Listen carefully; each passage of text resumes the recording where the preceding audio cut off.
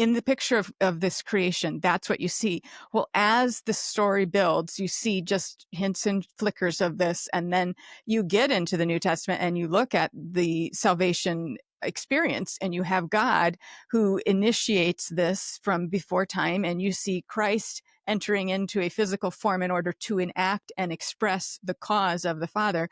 And then the Spirit is the one who will indwell and move and build upon what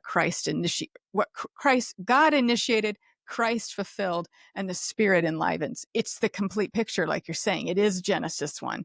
And you can see that in such a fuller way. They are connected. It matters to know both ends of that story. Well, it fleshes out the nature of who God is so much better because, like Kit, your pastor from Colorado, has said multiple times, one of the drawbacks to the Western mindset, or just people in general, is this transactional concept, this transactional idea regarding how to properly interact with God. There's this, we're of a lower status, which is true, but there's this part of being the lower status for the higher God, then we realize we can't ever be up to his level. So we try to appease him or do the best possible effort that we can in order to make the best possible impression with the oiliest of our rags. And that can only be perceived as a transaction by the nature of what it means to be human and how we show up in the world, how we have society organized and constructed, how we have literally everything. I mean, like all the way from the very beginning.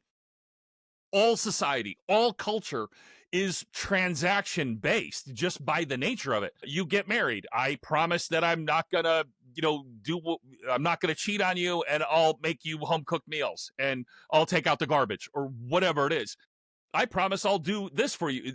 Even marriage at a certain point shows up as being transactional, which is ironic because it is. Everybody's like, oh, it's a gift from God. Yes, it is. But it's also the gift God gave to himself through the bride, which is the church. So it's this weird thing all folding in on itself at the same exact time as we're trying to understand it, but it's always going to be insufficient. So we're always going to see it as this transaction. And then we're always going to go from there to these places that end up, like I said before in the last episode, all Satan's got to do is distort it just a little bit and present something that sounds as good or as similar, but has a little tweak to it that's going to appeal to some part of our nature of what it means to be human. And making it more transactional is something that appeals to what it means to be human. That's why within occult systems, you all have these level. You got to go up in level, get the special knowledge or the secret, go up the level. Then you get a patch on your robe, and then you go up a level. Now you get a special hood for your robe, and you go up a level, or whatever it is. It shows up that way because there's something about the nature of what it means to be human that we can't understand it, but we can get that. When we understand the Trinity or study the Trinity, start learning about who God is and how he actually shows up, and start seeing the magic, for lack of a better term, sorry, God, the magic come alive in the pages of the Bible. You start seeing these truths that start showing up, and it makes everything more alive. You start realizing your place in it, and there's a majesty and an awe and wonderment that kind of happens. And I know it's a rant, and I know I'm probably not making any sense, but there's just something about the nature of the uniqueness of that can only be expressed in the way that God can.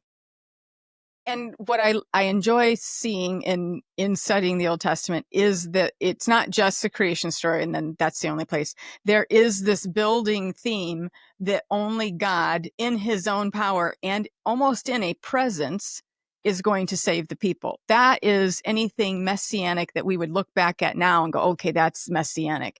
That would be those times in which he is foretelling, like Abrahamic covenant. It's this idea of he made a covenant basically with himself. I mean, it is with Abraham as a party, but he takes on the entire responsibility of it.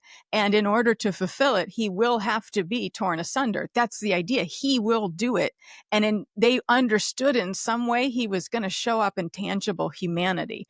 So this idea of the building picture of the Trinity, people will be like, well, why doesn't he just say it at the beginning and just, I don't know, honestly. I mean, but the beauty of it is that you see the way the mind of God works is so intricate and so far above us, and yet so set on and purposed towards the redemption of us. You can't doubt the love of that kind of a God, because this is woven through time, over and over and over. It's just too significant to dismiss and say he's trite and unloving. You can't. The testimony of time says no. And that's, there's some verses that talk about just even the truth of God, it becomes foolishness to the unbeliever or something. This whole thing just made me think of this one like atheist meme or something. And look, dude, I don't have a problem with atheists. Do whatever you want to do. I honestly, I really, at the end of the day, the revelation doesn't say that all of humanity suffers a problem from the atheists.